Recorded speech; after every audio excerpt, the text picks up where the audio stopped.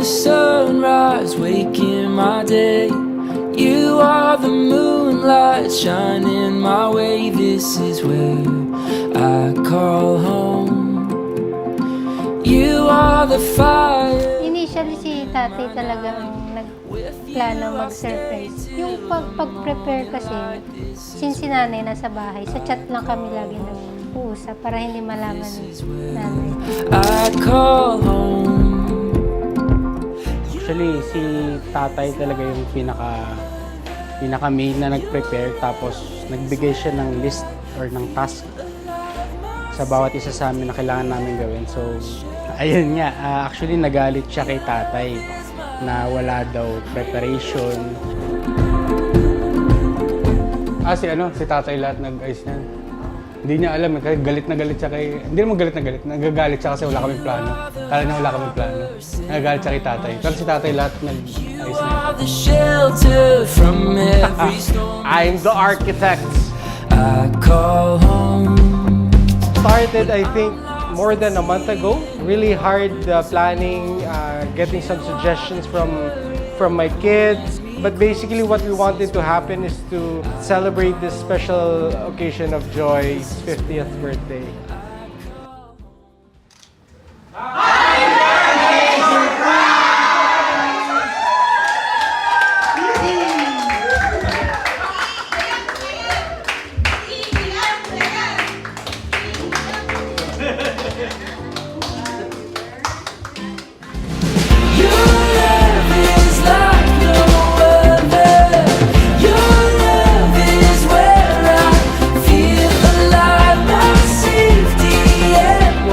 Pag-adventure mo, makita mo lahat yung pupuntahan mo, maging maayos ka lagi. Huwag mong kakalimutan ng Panginoon. Lagi ka magpasalamat sa Panginoon. Anak, yang mahal na mahal kita.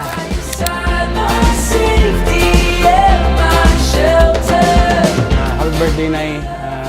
Mabuhay ka pa ng another 50 years. I love you. Wala, konti na talaga.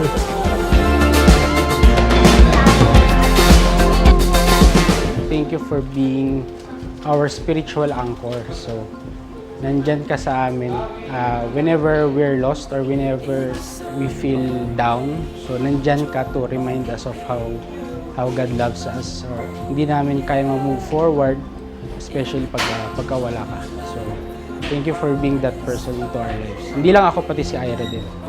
We pray for another 50 years sa buhay na. Love you.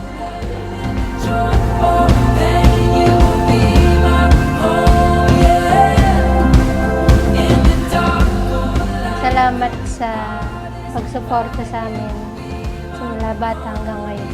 Ayun, wish namin more years to come.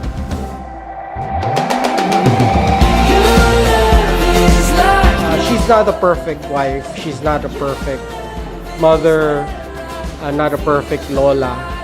But, you know, through the grace of God, she's being the best that she can be. Hey, babe. I'm very grateful for your love.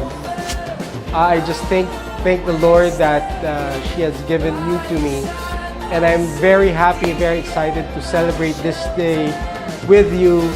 And not just this day, but the rest of the next 50 years. Happy birthday, baby. I love you.